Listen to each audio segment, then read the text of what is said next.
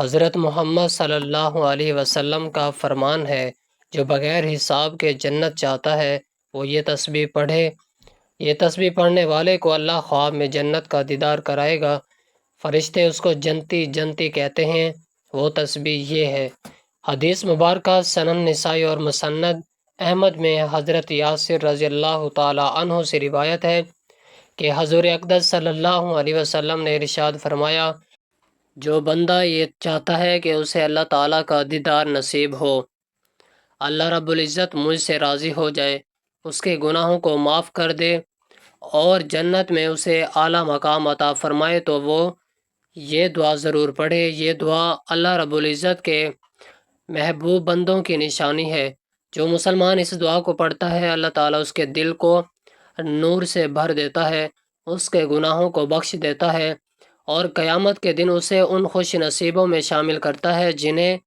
دیدار الہی جیسی سب سے بڑی نعمت عطا کی جائے گی۔ حضرت سیدنا مغیرہ بن شعبہ رضی اللہ تعالی عنہ سے روایت ہے کہ مالک جنت محبوب رب العزت صلی اللہ علیہ وسلم نے فرمایا، حضرت سیدنا موسیٰ نے جب اپنے رب سے سب سے کم درجے والے جنتی کے بارے میں سوال کیا کہ اس کی منزل کتنی بڑی ہوگی، تو اللہ پاک نے فرمایا کہ وہ شخص جنتیوں کے جنت میں داخل ہونے کے بعد آئے گا تو اس سے کہا جائے گا کہ جنت میں داخل ہو جا۔ وہ عرض کرے گا، یا رب کیسے داخل ہو جاؤں؟ حالانکہ لوگ اپنے محلات میں چلے گئے اور انہوں نے اپنے مرتبے اور منصوبوں پر قبضہ کر لیا ہے۔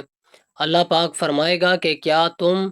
اس بات پر راضی ہو کہ تمہیں جنت دنیا کے کسی بادشاہ جتنی نعمتیں دی جائیں؟ وہ عرض کرے گا، یا رب میں راضی ہوں۔ اللہ پاک اس سے فرمائے گا، تیرے لیے وہی ہے اور اس کی مثل اور اس کی مثل اور اس کی مثل رب رحیم کا کلام جاری تھا کہ وہ پانچوں بار بول اٹھے گا، اے میرے رب میں راضی ہوں۔ رب کریم فرمائے گا، یہ بھی تیرے لیے اس جیسا 10 گنا مزید بھی لے لو، اور اس کے علاوہ ہر وہ چیز جو تیرے دل کو اچھی لگے، وہ تیری آنکھوں کو پسند ہو۔ جو شخص عرض کرے گا، اے میرے رب میں راضی ہوں۔ پھر حضرت موسیٰ نے جب سب سے اعلیٰ درجے والے جنتی کے بارے میں سوال کیا تو اللہ پاک نے فرمایا، یہ وہ لوگ ہیں جن کو میں نے پسند کر لیا اور ان کی عزت و کرامت پر میں نے اپنے دستے قدرت سے مہر لگا دی۔ ان کے لیے وہ نعمتیں ہیں جنہیں نہ کسی آنکھ نے دیکھا، نہ کسی کان نے سنا اور نہ ہی کسی انسان کے دل پر اس کا خیال گزرا۔ رسول اکرم صلی اللہ علیہ وسلم نے فرمایا، ان نعمتوں کی تصدیق قرآن پاک کے اس آیت میں ہے، فَلَا تَعْلَمُ نَفْسٌ مَّا أُخْفِيَ لَهُم مِّن قُرَّةِ أَعْيُنٍ جَزَاءً بِمَا كَانُوا يَعْمَلُونَ۔ تو کسی کو نہیں معلوم جو آنکھ کی ٹھنڈک ان کے لیے چھپا رکھی ہے۔ حضرت عبادہ بن صامت رضی اللہ تعالیٰ عنہ بیان کرتے ہیں کہ سرکار مکہ مکرمہ سردار مدینہ منورہ صلی اللہ علیہ وسلم نے فرمایا، جنت میں 100 درجے ہیں، ہر درجوں میں آسمان و زمین جتنا فاصلہ ہے، اور فردوس سب سے بلند تر ہے۔ اسی سے جنت کے 4 دریا بہہ رہے ہیں اور اس کے اوپر عرش ہے۔ لہٰذا جب تم اللہ پاک سے سوال کرو تو فردوس کا سوال کرو۔ حدیث مبارکہ میں اپنے رب کریم سے جنت الفردوس مانگنے کا ارشاد فرمایا گیا کہ اپنے رب سے مانگو تو جنت الفردوس مانگو، یہ سب سے اعلیٰ جنت ہے۔ پارہ 16 سورۃ الکہف کی آیت نمبر 107 میں ارشاد ہوتا ہے، ان الذین آمنوا وعملوا الصالحات كانت لهم جنات الفردوس نزلا خالدین فیہا لا یبغون عنہا حولا۔ ترجمہ، بے شک جو ایمان لائے اور اچھے کام کیے، فردوس کے باغ ان کی مہمانی ہے، فردوس کے باغ ان کی مہمانی ہے، وہ ہمیشہ ان میں رہیں گے، ان سے جگہ بدلنا نہ چاہیں گے۔ تفسیر صراط الجنان میں ہے، دنیا میں اللہ پاک پر ایمان لانے والوں اور ان کی رضا کی خاطر اچھے اعمال کرنے والوں کے لیے اللہ پاک نے مہمانی کا انتظام جنت الفردوس میں فرمایا ہے۔ حضرت سیدنا کعب الاحبار رضی اللہ تعالیٰ عنہ کا ارشاد ہے، جنت الفردوس خاص اس شخص کے لیے ہے جو نیکی کا حکم ہے اور برائی سے منع کرے۔ دوستوں، آیت کریمہ اور حدیث مبارکہ ہماری رہنمائی کرتی ہے۔ جس جنت الفردوس کے سوال کرنے کا حکم پیارے آقا مدینے والے نے مصطفیٰ صلی اللہ علیہ وسلم نے ارشاد فرمایا ہے، وہ نیک اعمال کے بدلے ملے گی۔ حدیث مبارکہ مفہوم ہے کہ جنت الفردوس اس شخص کے لیے ہے جو نیکی کی دعوت دے اور برائی سے منع کرے، کہ حضرت یہ سیدنا انس بن مالک رضی اللہ تعالیٰ عنہ بیان کرتے ہیں کہ نبیوں کے سلطان سردار دو جہاں صلی اللہ علیہ وسلم نے ارشاد فرمایا، جس نے 3 مرتبہ اللہ پاک سے جنت کا سوال کیا تو جنت دعا کرتی ہے کہ یا اللہ اس کو جنت میں داخل کر دے، اور جس شخص نے 3 مرتبہ دوزخ سے پناہ مانگی تو دوزخ دعا کرتے ہیں آگ سے پناہ میں رکھ۔ تفسیر صراط الجنان میں ہے، جس کا مفہوم کچھ یوں ہے، جنتیوں کے محلات میں جنتی مردوں کے لیے ایسی پاک باز بیویاں ہوں گی جو اپنے شوہر کے علاوہ کسی اور کی طرف آنکھ اٹھا کر بھی نہ دیکھے گی، اور ان میں سے ہر ایک اپنے شوہر سے کہے گی، مجھے اپنے رب کریم کی عزت و جلال کی قسم، جنت میں مجھے کوئی چیز تجھ سے زیادہ اچھی معلوم نہیں ہوتی۔ اس خدائے پاک کی حمد ہے جس نے تمہیں میرا شوہر بنایا اور مجھے تمہاری بیوی بنایا، اور وہ بیویاں پورے عین ہیں یا جنہیں جنت میں پیدا کیا گیا ہے،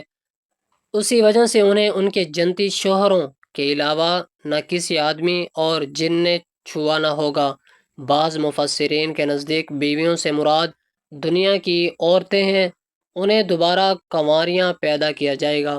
اور اس پیدائش کے بعد انہیں اس کے شوہروں کے علاوہ کسی اور نے نہ چھوا ہوگا، اور وہ جنتی حوریں صفائی اور خوش رنگی میں لال اور مونگے پتھر کی طرح ہیں، کہ جس طرح وہ اپنے رنگ اور بناوٹ میں بہت خوبصورت ہیں، اسی طرح یہ بھی بہت زیادہ خوبصورت ہوں گی۔ حضرت عبداللہ بن مسعود رضی اللہ تعالیٰ عنہ سے روایت ہے، تاجدار رسالت صلی اللہ علیہ وسلم نے ارشاد فرمایا، جنتی عورتوں کی پنڈلیوں کی سفیدی 70 جوڑوں کے نیچے سے نظر آئے گی، یہاں تک کہ پنڈلیوں کا گودا بھی نظر آئے گا، اور یہ اس لیے کہ اللہ پاک ارشاد فرماتا ہے، كأنهن الياقوت والمرجان، اور یاقوت ایک ایسا پتھر ہے کہ اگر اس میں دھاگا ڈال کر باہر سے دیکھنا چاہو تو دیکھ سکتے ہو۔ جنت کی حور کیسی ہوگی؟ احادیث میں ہے کہ اگر حور اپنی ہتھیلی زمین و آسمان کے درمیان نکالے تو اس کے حسن کی وجہ سے مخلوق فتنے میں پڑ جائے، اور اگر اپنا دوپٹہ ظاہر کرے تو اس کی خوبصورتی کے آگے آفتاب ایسا ہو جائے جیسے آفتاب کے سامنے چراغ اور جنتی سب ایک دل ہوں گے، ان کے آپس میں کوئی اختلاف بغض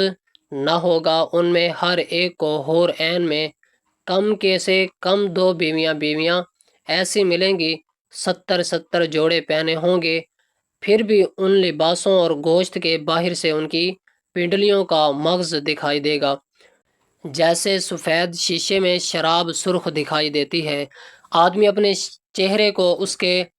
رخسار میں آئینے سے بھی زیادہ صاف دیکھے گا۔ مرد جب اس کے پاس جائے گا اسے ہر بار کنواری پائے گا، مگر اس کی وجہ سے مرد عورت کسی کو کوئی تکلیف نہ ہوگی۔ جنت کی عورت 7 سمندروں میں تھوکے تو وہ شہد سے زیادہ شیریں ہو جائے۔ جنت میں 4 دریا ہیں، ایک پانی کا، دوسرا دودھ کا، تیسرا شہد کا، چوتھا شراب کا، پھر ان سے نہریں نکل کر ہر ایک کے مکان میں جا رہی ہیں۔ وہاں کی نہریں زمین کھود کر نہیں بلکہ زمین کے اوپر رواں ہیں۔ نہروں کا ایک کنارہ موتی کا، دوسرا یاقوت کا، اور ان نہروں کی زمین میں خالص مشک کی ہے۔ جنتیوں کے لباس نہ پرانے ہوں گے، نہ ان کی جوانی فنا ہوگی۔ جنت میں نیند نہیں، کہ نیند ایک قسم کی موت ہے، اور جنت میں موت نہیں۔ جنتی جب جنت میں جائیں گے ہر ایک اپنے اعمال کی مقدار سے مرتبہ پائے گا، اور اس کے فضل کی حد نہیں۔ پھر انہیں دنیا کے 1 ہفتے کے مقدار کے بعد اجازت دی جائے گی کہ اپنے پروردگار جل جلالہ کی زیارت کریں۔ عرش الہی ظاہر ہوگا اور اللہ پاک جنت کے باغوں میں سے ایک باغ میں تجلی فرمائے گا، اور ان جنتیوں کے لیے ممبر بچھائے جائیں گے، نور کے ممبر، موتی کے ممبر، یاقوت کے ممبر، زبرجد کے ممبر، سونے کے ممبر، چاندی کے ممبر، اور جنتیوں میں سب سے کم درجے والے مشک و کافور کے ٹیلے پر بیٹھے گا، اور ان میں ادنی کوئی نہیں کہ ہر ایک جنتی اپنے گمان میں کرسی والے کو اپنے سے بڑا گمان نہیں کریں گے، اور اللہ پاک کا دیدار ایسا صاف ہوگا جیسے سورج اور 14ویں رات کے چاند کو ہر ایک اپنی اپنی جگہ سے دیکھتا ہے، کہ ایک کا دیکھنا دوسرے کے لیے رکاوٹ نہیں، اور اللہ پاک ہر ایک پر تجلی فرمائے گا۔ ان میں سے کسی کو فرمائے گا، اے فلاں بن فلاں، تجھے یاد ہے جس دن تو نے ایسا ایسا کیا تھا؟ اسے دنیا کے بغض گناہ یاد دلائے گا۔ بندہ عرض کرے گا، یا رب، کیا تم نے مجھے بخش نہ دیا؟ فرمائے گا، ہاں، میری مغفرت کی کشادگی ہی کی وجہ سے تو اس مرتبے کو پہنچا۔ وہ سب اسی حالت میں ہوں گے کہ بادل چھائے گا اور ان پر ایسی خوشبو برسائے گا کہ ان جیسے خوشبو لوگوں نے کبھی نہ پائی تھی، اور اللہ پاک فرمائے گا، جاؤ اس کی طرف جو میں نے تمہارے لیے عزت تیار کر رکھی ہے، جو چاہو لوگ۔ پھر لوگ ایک بازار میں جائیں گے جیسے ملائکہ گھرے ہوئے ہیں، ان میں سے وہ چیزیں ہوں گی ان کی مثل نہ آنکھوں نے دیکھی، نہ کانوں نے سنی، نہ ہی دلوں پر ان کا خطرہ گزرا۔ ان میں سے جو چیز چاہیں گے ان کے ساتھ کر دی جائے گی، اور خرید و فروخت نہ ہوگی۔ جنتی اس بازار میں ایک دوسرے سے ملیں گے، چھوٹے مرتبے والا بڑے مرتبے والے کو دیکھے گا، اس کا لباس پسند کرے گا، ابھی گفتگو ختم بھی نہ ہوگی کہ خیال کرے گا کہ میرا لباس اس سے اچھا ہے، اور یہ اس وجہ سے ہے کہ جنت میں کسی کے لیے غم نہیں۔ پھر وہاں سے اپنے اپنے مکانوں کو واپس آئیں گے، ان کی بیویاں استقبال کریں گی، مبارک دے کر کہیں گی کہ آپ واپسی پر اس قدر حسین ہو کر پلٹے ہیں کہ ہمارے پاس جانے پر ایسے حسین نہ تھے۔ جواب دیں گے کہ پروردگار کے حضور ہمیں بیٹھنا نصیب ہوا تو ہماری خوبصورتی کا بڑھ جانا ہی ہمارے لائق تھا۔ جنتی ایک دوسرے سے ملنا چاہیں گے تو ان کا تخت دوسرے کے پاس چلا جائے گا، اور ایک روایت میں ہے کہ ان کے پاس نہایت اعلیٰ درجے کی سواریاں اور گھوڑے لائے جائیں گے، اور ان پر سوار ہو کر جہاں چاہیں گے جائیں گے۔ سب سے کم درجے کا جو جنتی ہے اس کے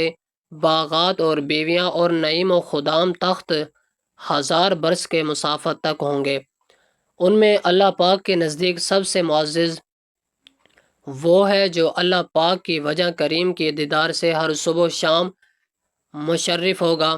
جب جنتی جنت میں جائیں گے تو اللہ پاک ان سے فرمائے گا، کچھ اور چاہتے ہو جو تم کو دوں؟ عرض کریں گے، تو نے ہمارے چہرے روشن کی جنت میں داخل کیا،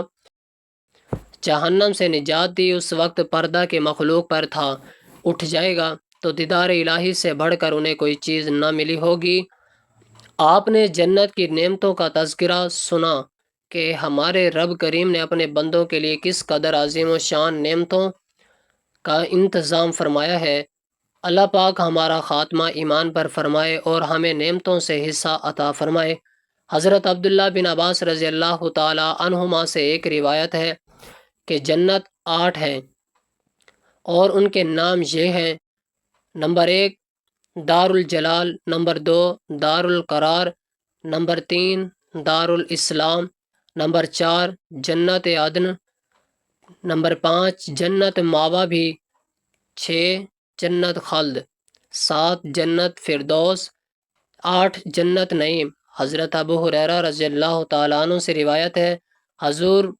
پر نور صلی اللہ تعالیٰ علیہ وآلہ وسلم نے ارشاد فرمایا، جس روز اللہ تعالیٰ نے رحمت کو پیدا فرمایا تو اس کے 100 حصے کیے اور 99 حصے اپنے پاس رکھ کر ایک حصہ مخلوق کے لیے بھیج دیا۔ اگر کافر بھی یہ جاننے کہ اللہ تعالیٰ کے پاس کتنی رحمت ہے تو وہ بھی جنت سے مایوس نہ ہو، اور اگر مومن یہ جان جائے کہ اس کے پاس کتنا عذاب ہے تو جہنم سے وہ بھی بے خوف نہ ہو۔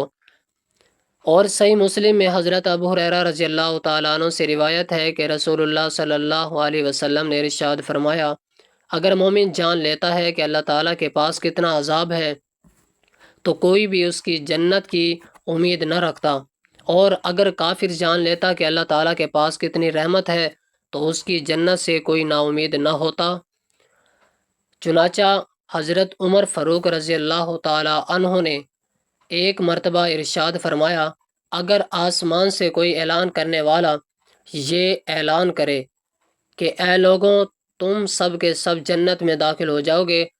لیکن ایک شخص جنت میں داخل نہیں ہوگا، تو میں اس بات سے ضرور ڈروں گا کہ کہیں وہ شخص میں ہی نہ ہوں۔ اور اگر اعلان کرنے والا یہ کہے کہ اے لوگوں، تم سب جہنم میں جاؤ گے، البتہ ایک شخص جہنم میں نہیں جائے گا، تو میں ضرور یہ امید رکھوں گا کہ وہ شخص میں ہی ہوں۔ اللہ تبارک و تعالی نے بندوں کے نسبت اپنی ذات کی طرف کرتے ہوئے فرمایا کہ میرے بندوں کو خبر دو، اس میں بندوں کی عزت افزائی ہے، اور جس نے بھی اس بات کا اعتراف کیا کہ وہ اللہ تعالیٰ کا بندہ ہے تو وہ اس عزت و تعظیم میں داخل ہے۔ جب اللہ تبارک و تعالی نے اپنی رحمت و مغفرت کا ذکر کیا تو اسے بڑی تاکید کے ساتھ بیان کیا،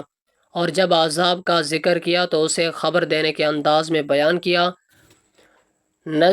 اپنی رحمت و مغفرت کا ذکر پہلے اور عذاب کا ذکر بعد میں فرمایا۔ اس بات کی دلیل ہے کہ اللہ تعالیٰ کی رحمت و مغفرت اس کے غضب و عذاب پر سبقت رکھتی ہے۔ اللہ تعالیٰ نے اپنے حبیب صلی اللہ علیہ وآلہ وسلم سے ارشاد فرمایا کہ وہ اس کے بندوں تک میری رحمت و مغفرت اور عذاب کی بات پہنچا دے، تو گویا کہ اللہ تبارک و تعالیٰ نے رحمت و مغفرت کا التزام فرمانے میں اپنی ذات پر اپنے حبیب صلی اللہ تعالیٰ علیہ وسلم کو گواہ بنایا۔